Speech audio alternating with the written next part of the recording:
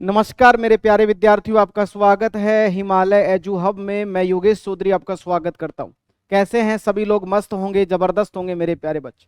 जिस भर्ती का इंतजार था वो भर्ती आ चुकी है। विद्यार्थियों तैयारी कर लीजिए। भजनलाल सरकार ने बहुत अच्छा आपको बड़ा तोहफा दिया है और दीपावली के ऊपर बहुत बड़ा तोहफा है। लाखों विद्यार्थी इस भर्ती की तैयारी कर रहे हैं। मैं बात कर रहा हूं मेरे प्यारे बच्चों, रिट की बात कर रहा हूं। किसकी बात कर रहा हूं मेरे प्यारे बच्चों? मैं बात कर रहा हूं रिट की बात करूंगा। और रीट की बात करूंगा तो मेरे प्यारे बच्चों आज अपन बात करेंगे मेरे प्यारे बच्चों, रीट की बात करेंगे। जिस भर्ती का आगाज हो चुका है, जो बच्चा सालों से तैयारी कर रहा है उसके लिए बहुत बड़ा मेरे प्यारे बच्चों ये बहुत बड़ी भर्ती है। आप अच्छी तरह से तैयारी करें। और मैं आज अपन बात करेंगे मेरे प्यारे बच्चों L2 के बारे में बात करेंगे। L2 के बारे में बात करने वाले हैं। और L2 के बारे में मैं आपको पूरा का पूरा सिलेबस के बारे में बताऊंगा कि कौन सा टॉपिक कहां से कितने नंबर का टॉपिक आता है, किस तरह से आपको तैयारी करनी है, क्या आपका प्लान होना चाहिए, किस तरह से आपको पढ़ना है, कैसे हम तैयारी आपको करवाएंगे, ये सभी चीजों के बारे में मैं आपको बता देता हूं। पहले अगर अपन बात करें तो मेरे प्यारे बच्चों मैं आपको बताना चाहता हूं, अगर बात करें L2 की बात करें तो पहला टॉपिक आता है बाल विकास। और याद रखना मेरे प्यारे बच्चों, हाँ सभी चीज, हाँ गुड मॉर्निंग, गुड, हाँ शाबाश शाबाश मेरे प्यारे बच्चों। सभी लोग एक बार अच्छी तरह से एक एक चीज के बारे में बता रहा हूं मेरे प्यारे बच्चों। बाल विकास और शिक्षण विधियां एवं एवं शिक्षण विधियों की बात कर रहे हैं। बाल विकास और शिक्षण विधियों की बात करेंगे। और यहां से मेरे प्यारे बच्चों क्वेश्चन कितने आएंगे बेटा? 30 क्वेश्चन आएंगे। कितने क्वेश्चन आएंगे बेटा? 30 क्वेश्चन। बाल विकास और शिक्षण विधियों से मेरे प्यारे बच्चों लेवल 2 में और लेवल 1 में दोनों में समान है। 30 क्वेश्चन आएंगे मेरे प्यारे बच्चों। फिर दूसरे पॉइंट की अगर अपन बात करें तो दूसरा पॉइंट क्या है? दूसरा पॉइंट है मेरे प्यारे बच्चों, आपको भाषा चुननी है। आपको क्या करना है मेरे प्यारे बच्चों? भाषा चुननी है। अब भाषा आपकी हिंदी है, अंग्रेजी है,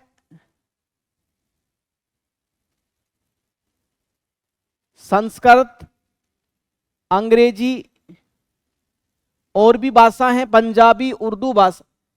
इसके मेरे प्यारे बच्चों आपको 30 क्वेश्चन आएंगे और 30 नंबर का ही होगा मेरे प्यारे बच्चों। अब मैं आपको थोड़ा सा बताना चाहता हूं यहां पे मेरे प्यारे बच्चों, अगर मैं बात करूं तो मेरे प्यारे बच्चों इन भाषाओं में से जो भाषा हैं जो दे रखी है, हिंदी, संस्कृत, अंग्रेजी, पंजाबी, उर्दू, इन भाषाओं में से आपको दो भाषाओं का चयन करना है। दो भाषाएं अनिवार्य है, दो भाषाओं का आपको चयन करना ही पड़ेगा। अब बच्चा क्या करता है मेरे प्यारे बच्चों? हिंदी तो लेता ही है, हिंदी तो लेता ही है मेरे प्यारे बच्चों। अधिकतर बच्चा हिंदी लेता है, 99% बच्चा हिंदी लेता है। हिंदी के साथ कुछ बच्चा संस्कृत भी लेता है और हिंदी संस्कृत ना लेकर कुछ बच्चा अंग्रेजी भी ले लेता है। तो अधिकतर जो संख्या है, जो स्टूडेंटों की संख्या है, वो हिंदी के साथ संस्कृत या हिंदी के साथ अंग्रेजी विषय को मेरे प्यारे बच्चों ये लेता है। भाषाओं का चयन करना है, सोच समझ के चयन करें। ऐसा नहीं है कि आपका पड़ोसी, आपका जो दोस्त है वो उसको हिंदी हिंदी और अंग्रेजी ले रहा है तो आप भी हिंदी और अंग्रेजी ले ना। अगर मान लो आपको अंग्रेजी नहीं आती है, हिंदी तो अच्छी तरह से आती है, आप अंग्रेजी से ज्यादा आप संस्कृत में अच्छे हैं तो आप संस्कृत लीजिए मेरे प्यारे बच्चों। सिलेक्शन तो आपको ही चाहिए ना, अरे सिलेक्शन तो आपको ही चाहिए ना, तो आपको सोच भी आपको ही करना पड़ेगा, प्लान भी आपको ही करना पड़ेगा। तो दो भाषाओं का चयन आप सोच समझ के करें कि मुझे हिंदी और अंग्रेजी या हिंदी और संस्कृत में से किस भाषा को, दो भाषाओं को चुनना है। कुछ बच्चा मेरे प्यारे बच्चों पंजाबी को भी चुनता है, कुछ बच्चा उर्दू को भी चुनता है। तो मैं उससे यही कहना चाहता हूं मेरे प्यारे बच्चों, हिंदी तो है ही, हिंदी के साथ साथ अगर आपकी संस्कृत विषय अच्छा है तो संस्कृत को चुने। अगर संस्कृत आपको अच्छा नहीं लगता है, आपको लगता है कि संस्कृत मेरे पल्ले नहीं पड़ता है, तो आप क्या चुन सकते हो मेरे प्यारे बच्चों? आप अंग्रेजी भी चुन सकते हो। और इसके कितने क्वेश्चन मिलेंगे आपको? 30 क्वेश्चन मिलेंगे मेरे प्यारे बच्चों। कितने क्वेश्चन मिलेंगे? 30। अब तीसरा मेरे प्यारे बच्चों सब्जेक्ट का खेल आता है। क्या आता है मेरे प्यारे बच्चों? सब्जेक्ट का खेल आता है। और सब्जेक्ट की बात करें मेरे प्यारे बच्चों तो सब्जेक्ट क्या क्या होंगे? पहला आता है मेरे प्यारे बच्चों साइंस वाले विद्यार्थी सुने, साइंस दूसरा है मेरे प्यारे बच्चों आपका सामाजिक विज्ञान है, सामाजिक विज्ञान है। और सामाजिक विज्ञान की बात करें तो इसको अपन एसएसटी बोलते हैं मेरे प्यारे बच्चों। और तीसरा है मेरे प्यारे बच्चों आप बोल सकते हो भाषा। कोई हिंदी चुनता है, कोई अंग्रेजी चुनता है मेरे प्यारे बच्चों। तो इन भाषाएं मेरे प्यारे बच्चों ये भाषाएं हैं। और इन भाषाओं को मेरे प्यारे बच्चों, इन भाषाओं से कितने क्वेश्चन मिलेंगे आपको, जो जिस भाषा का है उसके कितने क्वेश्चन मिलेंगे आपको, 60 क्वेश्चन मिलने वाले हैं। कितने क्वेश्चन मिलने वाले हैं बेटा, 60। तो इसका मतलब मैं ये कह सकता हूं कि क्वेश्चन, नंबर ऑफ क्वेश्चन कितने होंगे बेटा, 150 क्वेश्चन आएंगे। और नंबर कितने आएंगे, 150 ही नंबर का पेपर होगा आपके पास। ये मैंने आपको अच्छी तरह से बताया है। L2 L1 में मेरे प्यारे बच्चों क्या है, L1 में ये भी है और L1 में ये भी है। और L1 की अगर यहां बात कर लो तो मेरे प्यारे बच्चों गणित और पर्यावरण, गणित और पर्यावरण और जोड़ दो L1 में। गणित की बात कर लो तो गणित के भी कितने क्वेश्चन मिलेंगे, 30।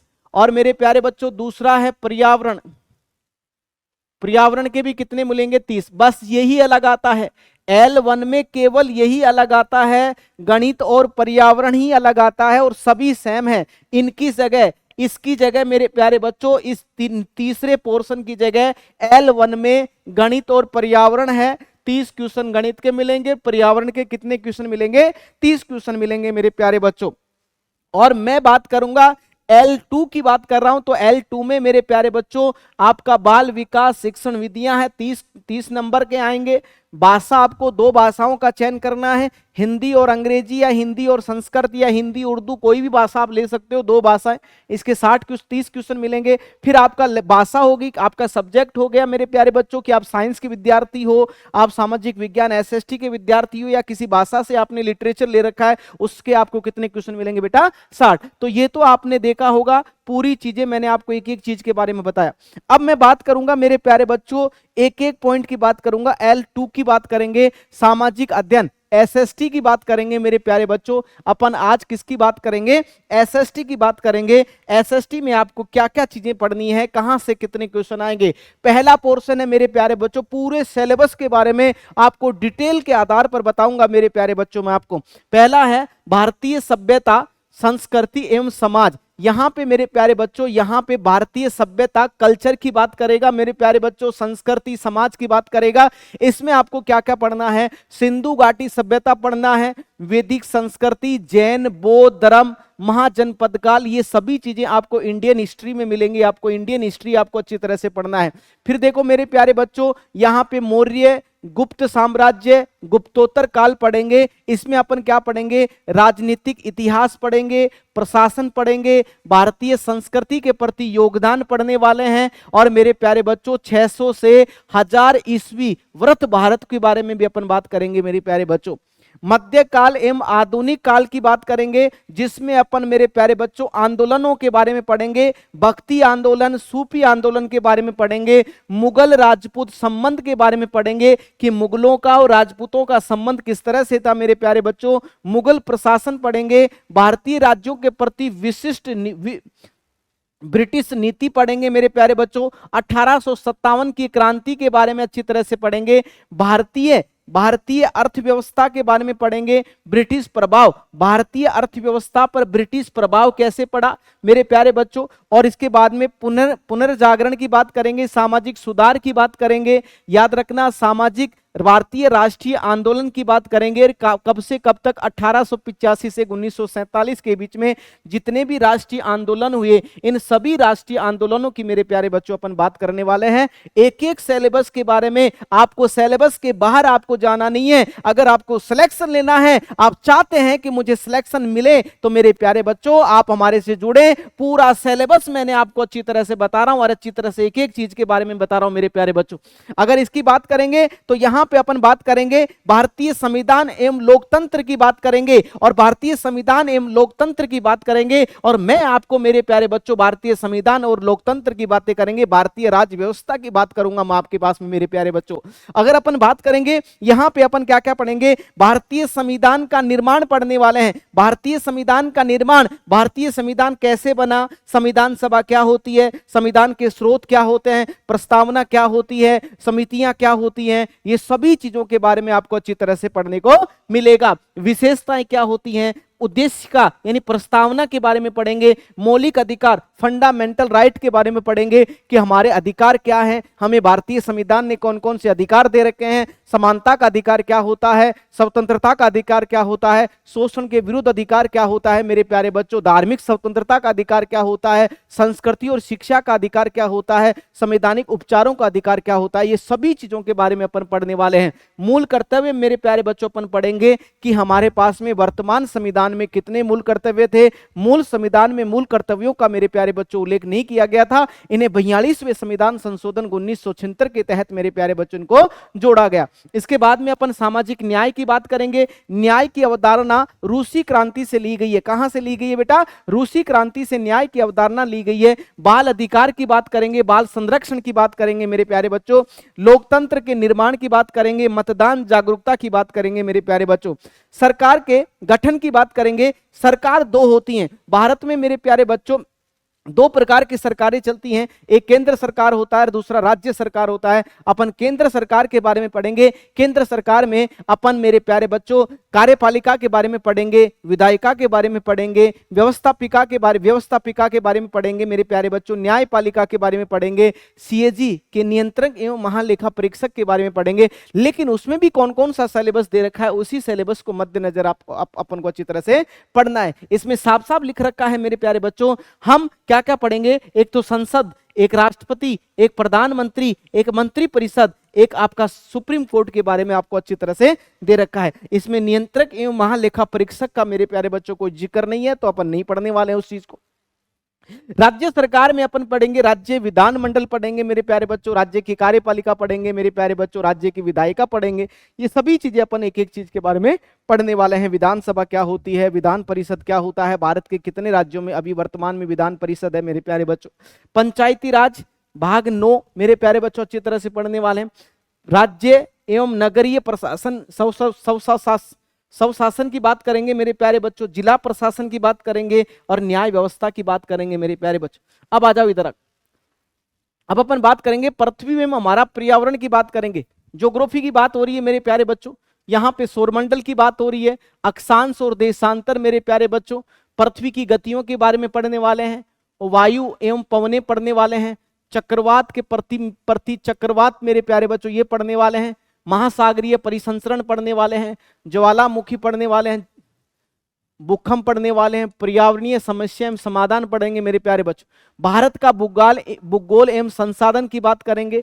इंडियन ज्योग्राफी की बात कर रहा हूं मेरे प्यारे बच्चों, आप ध्यान से सुनिए। भू आकृतियां क्या होती हैं, प्रदेशों के बारे में पढ़ेंगे मेरे प्यारे बच्चों, जो भौतिक प्रदेश है इनके बारे में आपको अच्छी तरह से पढ़ने वाले हैं। जलवायु, प्राकृतिक वनस्पति, वन्य जीव, बहुउद्देशीय नदी गाठी परियोजनाएं पढ़ने वाले हैं। मृदा, मिट्टियां कितने प्रकार की होती हैं, कृषि फसलों के बारे में पढ़ेंगे, फसल चक्र के बारे में पढ़ेंगे, उद्योग पढ़ेंगे, खनिज पढ़ने वाले हैं मेरे प्यारे बच्चों। परिवहन मेरे प्यारे बच्चों, जनसंख्या पढ़ने वाले हैं, मानव संसाधन पढ़ने वाले, विकास के आर्थिक एवं सामाजिक कार्यक्रम मेरे प्यारे बच्चों, ये आपका इंडियन ज्योग्राफी है। राजस्थान ज्योग्राफी की बात करेंगे। राजस्थान ज्योग्राफी में अपन कौन कौन से टॉपिक पढ़ने वाले हैं, राजस्थान का भूगोल है और संसाधन है मेरे प्यारे बच्चों। भौतिक प्रदेश, राजस्थान की ज्योग्राफी के आधार पर राजस्थान को कितने भौतिक प्रदेशों में बांटा गया है, ये सभी चीजें पढ़ने वाले हैं। जलवायु, राजस्थान की जलवायु किस प्रकार की है, अफवाह तंत्र, नदियों के बारे में पढ़ेंगे, झीलों के बारे में पढ़ेंगे, मृदा के बारे में पढ़ेंगे, जल संरक्षण मेरे प्यारे बच्चों, संग्रहण पढ़ेंगे, कृषि फसलें, खनिज, ऊर्जा संसाधन, राजस्थान की राजस्थान की प्रमुख नहरें पढ़ेंगे, नदी घाटी परियोजना, परिवहन पढ़ेंगे, उद्योग पढ़ेंगे, जनसंख्या पढ़ेंगे, पर्यटन स्थल और वन एवं वन्य जीव पढ़ने वाले हैं मेरे प्यारे बच्चों। ये आपका राजस्थान ज्योग्राफी का मेरे प्यारे बच्चों ये पूरा का पूरा सिलेबस है। राजस्थान इतिहास की बात करेंगे मेरे प्यारे बच्चों, तो राजस्थान इतिहास में प्राचीन सभ्यताएं पढ़ेंगे, जनपद पढ़ेंगे, राजस्थान के प्रमुख राजवंश पढ़ेंगे मेरे प्यारे बच्चों। आपके पास में मेवाड़ का इतिहास हो गया, मारवाड़ का इतिहास हो गया, अजमेर के चौहान वंश पढ़ेंगे मेरे प्यारे बच्चों। ये सभी चीजें, जयपुर के कछवा पढ़ेंगे मेरे प्यारे बच्चों। ये सभी चीजें अपन अच्छी तरह से पढ़ने वाले हैं। 1857 की क्रांति में राजस्थान का योगदान पढ़ेंगे, ये वेरी वेरी मोस्ट है, यहां से क्वेश्चन बहुत ज्यादा आते हैं एग्जाम में। राजस्थान में प्रजामंडल एवं जनजातियां, किसान आंदोलन, ये बहुत अच्छे अच्छे टॉपिक हैं। राजस्थान का एकीकरण, राजस्थान के प्रमुख व्यक्तित्व कौन कौन से व्यक्ति हैं, राजस्थान के प्रमुख व्यक्ति कौन कौन से हैं, उनके बारे में भी एक एक चीज के बारे में अपन अच्छी तरह से पढ़ने हैं। राजस्थान का कल्चर, कला संस्कृति की बात कर रहा है मेरे प्यारे बच्चों। राजस्थान की विरासत, दुर्ग महल स्मारक पढ़ने वाले हैं मेरे प्यारे बच्चों। राजस्थान के मेले पढ़ेंगे, त्योहार, लोक कलाएं, राजस्थान की चित्रकला, राजस्थान के लोक नृत्य एवं लोक नाट्य पढ़ने वाले हैं, लोक देवता पढ़ने वाले हैं, लोक संत, लोक संगीत, ये संगीत मेरे प्यारे बच्चों, एवं वाद्य यंत्र, राजस्थान की हस्तकला, स्थापत्य कला मेरे प्यारे, राजस्थान की वेशभूषा, आभूषण, राजस्थान की भाषाएं, साहित्य, ये सभी चीजें अपन एक एक चीज के बारे में बहुत अच्छी तरह से पढ़ने वाले हैं।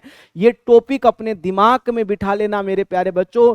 आप अगर जहां पढ़ते हो, टेबल पे बैठते हो, उसके सामने ये सिलेबस आपका होना चाहिए, और साथ साथ जैसे जैसे सिलेबस आपका क्लियर हो रहा है उसको आप टिक लगाते रहें कि मेरा ये भी क्लियर हो गया, ये भी क्लियर हो गया मेरे प्यारे बच्चों। तो बस आपको अच्छी तरह से ईमानदारी से आपको मेहनत करना है, आपको पढ़ना है, लगन के साथ पढ़ना है, सिलेबस को ध्यान में रखते हुए आपको पढ़ना है। अगर सिलेबस को ध्यान में रखते हुए आप नहीं पढ़ोगे तो मेरे प्यारे बच्चों दिक्कत होने वाली है, बहुत ज्यादा दिक्कत होने वाली है, क्योंकि समय कम है, सिलेबस थोड़ा सा बड़ा है। एसएसटी के विद्यार्थी ध्यान से सुना मेरे प्यारे बच्चों, सबसे बड़ा जो सिलेबस है वो एसएसटी का ही है।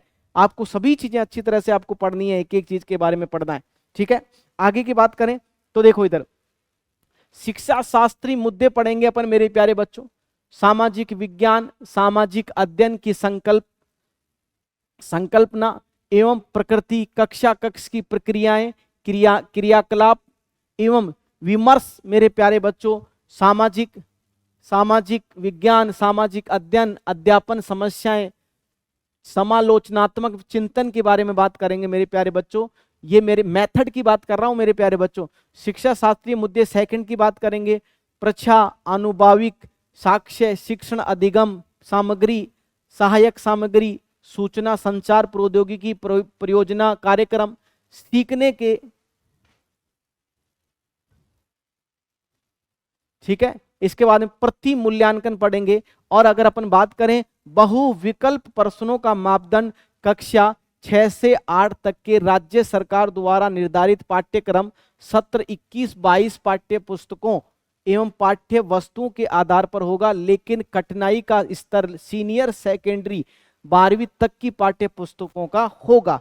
ये साफ साफ इस लाइन को अपने दिमाग में बिठा लो मेरे प्यारे बच्चों। आपको क्या पढ़ना है, देखो इधर देखो क्या कह रहा है, बहुविकल्प प्रश्नों का मापदंड कक्षा 6 से 8 तक के राज्य सरकार द्वारा निर्धारित पाठ्यक्रम, सत्र 21 और 22, ये देखना सत्र की बात कर रहा है, देखो सत्र को थोड़ा सा ध्यान से समझना, 21-22 पाठ्य पुस्तकों एवं पाठ्य वस्तुओं के आधार पर होगा, ठीक है। लेकिन कठिनाई का स्तर, मतलब जो आप डीपली जाना चाहते हो ना, थोड़ा सा लेवल की बात करेंगे, तो जो पेपर बनने वाला है वो सेकेंडरी यानी 12वीं तक के पाठ्य पुस्तकों का होगा। साफ साफ कह रखा है। इसका मतलब हमें 6 से लेकर 8 तक 10 तक किताबें तो पढ़ना ही है, साथ साथ 11th और 12th की भी एसएसटी की आपको किताबें खरीदना है और आपको उनको पढ़ना है। तो मेरा जहां तक आइडिया है, आप 6 से लेकर 12 तक जो भी किताबें हैं जो आपकी राज्य सरकार द्वारा निर्धारित की गई है, जो पाठ्यक्रम जो सरकारी स्कूल में चलती हैं, उनको आप लेके आओ, उनको आप अच्छी तरह से पढ़ें। प्लान आपके पास में होना चाहिए, आपको कितने घंटे पढ़ना है। और मैं आपसे एक ही चीज कहता हूं मेरे प्यारे बच्चों, आपके जीवन में एक दिन में 24 घंटे होते हैं। अगर आप लगातार इनको 3 भागों में बांट लेते हो, और 3 भाग 8 8 और 8 घंटे होता है। अगर आप 8 घंटे सोते भी हो तो सो जाइए, 8 घंटे मस्ती भी करते हो तो मस्ती भी कर सकते हो, लेकिन ये जो प्रॉपर तरीके से जो 8 घंटे हैं इसको आप पढ़ाई में लगाइए, और हो सके तो इसको कम करिए। यहाँ 1 2 3 घंटे से ज्यादा इस समय को मत दीजिए, यहाँ पे 3 घंटे से 4 घंटे प्लस और करें तो लगभग आपका समय होना चाहिए 11-12 घंटे होना चाहिए। अगर वास्तव में आप चाहते हो कि मुझे सरकारी जॉब मिले, मैं एक मास्टर बनूं, मैं आने वाली पीढ़ियों को अच्छी शिक्षा दूं, अच्छा एक शिक्षक बनूं, तो मेरे प्यारे बच्चों आपको पहले आपको पढ़ना पड़ेगा। व्यक्ति में 2 प्रकार के गुण होते हैं, व्यक्ति में 2 प्रकार के गुण होते हैं, एक होता है अच्छा वक्ता और एक होता है अच्छा श्रोता। और व्यक्ति मेरे प्यारे बच्चों याद रखना, एक जो टीचर होता है वो उस टीचर को एक अच्छा वक्ता होना चाहिए और स्टूडेंट को अच्छा एक श्रोता होना चाहिए। और मेरे प्यारे बच्चों अगर आपके पॉलिटिकल साइंस में कहते हैं साध्य और साधन चलते हैं, अगर आप कभी आप फर्स्ट ग्रेड का आपको मौका मिले तो पढ़ना सब्जेक्ट को, वहां पे आपको मिलेगा कि साधन क्या होता है और साध्य क्या होता है। मेरे प्यारे बच्चों आपका साध्य मजबूत होना चाहिए, साधन तो ऑटोमेटिक आपके साथ में खड़े हो जाएंगे। मेरे प्यारे बच्चों अगर आपका लक्ष्य, आप चाहते हैं कि मुझे सरकारी जॉब मिले, आपका मजबूत लक्ष्य है, तो मेरे प्यारे बच्चों आपको कोई रोकने वाला नहीं है। बस उम्मीद कर रहा हूं कि आप अच्छी तरह से बने रहिए, इस हिमालय परिवार के साथ जुड़िए, और मैं वादा करता हूं मेरे प्यारे बच्चों सिलेबस आपका एग्जाम से पहले होगा, और सिलेबस जितना भी सिलेबस मैंने आपको बताया है ये पूरा का पूरा एग्जाम से पहले क्लियर करवाएंगे। सभी पैनल, हमारा जो फैकल्टी पैनल है बहुत शानदार है, आप एक बार डेमो जरूर लें। अगर आप ऑफलाइन हमारे साथ जुड़ना चाहते हैं तो मेरे प्यारे बच्चों आप डेमो जरूर लेके देखें एक बार। अगर आपको लगता है कि हाँ सही टीचर हैं, सही हमें गाइडेंस दे रहे हैं, तो आप हमारे से जुड़ें, और वादा करता हूं पात्रता एग्जाम ही नहीं, हम आपको प्री कम मेंस से ज्यादा पढ़ाएंगे, आपको मेंस एग्जाम तक लेके जाएंगे। हमारा उद्देश्य है कि आपको सरकारी जॉब तक पहुंचाना, आपके हाथ में ज्वाइनिंग लेटर देना। मेरे प्यारे बच्चों हमारा मेन उद्देश्य यही है। पात्रता एग्जाम तो सभी पास करते हैं, पात्रता एग्जाम में आपको कुछ नहीं करना, आपको बस पात्रता को पात्रता नहीं समझना, थोड़ा सा डीपली जाना है, अच्छी तरह से पढ़ना है, और आपको यह देखना है कि ये का ये सिलेबस ही आपका मेंस एग्जाम में आने वाला है, और मेंस एग्जाम में आने वाला है तो हमें अच्छी तरह से एक एक चीज को अच्छी तरह से पढ़ना है। बस अच्छी तरह से ईमानदारी से मेहनत करें, ये आपकी मेहनत आपको आपके साथ, अगर आपको जीवन को अच्छा बनाना चाहते हैं, जीवन अच्छा सफल करना चाहते हैं, तो मेरे प्यारे बच्चों आप मेहनत जरूर कर लीजिए, मेहनत करना सीखें। किसी ने खूब कहा है कि अगर आप आज 6 7 8 10 घंटे के आप पढ़ते नहीं हो तो भविष्य में आप 14-15 घंटे के लिए तैयार, मजदूरी करने के लिए तैयार हो जाना। समाज में उसी की इज्जत होती है जिसके पास में जॉब होता है। प्राइवेट सेक्टर की समाज में आज भी ग्रामीण परिवेश से सभी विद्यार्थी ग्रामीण परिवेश से आते हैं, शहरी परिवेश से तो 10% 20% विद्यार्थी हैं, लेकिन अधिकतर लगभग 80% विद्यार्थी ग्रामीण परिवेश से हैं। और ग्रामीण परिवेश में सबसे ज्यादा रोड़ा यही होता है कि सरकारी जॉब लगने का होता है। तो मैं आपसे भी यही कह रहा हूं, अच्छी तरह से पढ़ें, मेहनत करें, आपके साथ में हम खड़े हैं, बस आप अच्छी तरह से एक एक चीज पढ़ें। मैंने आपको एक एक चीज के बारे में बहुत अच्छी तरह से बताया है, इस चीज के एक एक चीज के बारे में मैंने आपको बहुत अच्छी तरह से एक एक चीज के बारे में बताया। ये देखिए यहां पे बस L1 में इन चीजों को हटा दो, ये चीज जोड़ दो, ये L1 बन जाता है। L2 में मेरे प्यारे बच्चों ये आएगा, ये 30 क्वेश्चन तो इसके होंगे, 30 नंबर इसके होंगे, 60 नंबर आपके पास में इसके होंगे, अगर साइंस के विद्यार्थी हो या SST के विद्यार्थी हो या किसी लैंग्वेज के विद्यार्थी हो। ठीक है, तो उम्मीद कर रहा हूं आपको पूरा का पूरा सिलेबस आपको अच्छी तरह से एक एक चीज को मैंने आपको बताया है। ठीक है, अगर आपको अच्छा लग रहा है, समझ में आ रहा है, तो मेरे साथ हमारे साथ जुड़े रहिए, अच्छी तरह से बने रहिए। उम्मीद कर रहा हूं कि आप अच्छी तरह से हमारे साथ जुड़ेंगे, और वादा मैं भी आपसे वादा कर रहा हूं मेरे प्यारे बच्चों, इस परिवार की तरफ से वादा कर रहा हूं कि आप हमारे से साथ जुड़ेंगे, तो मैं वादा कर रहा हूं आपको कहीं पे भी आपको दिक्कतें नहीं आने वाला। ठीक है, नमस्कार, जय हिंद, जय भारत।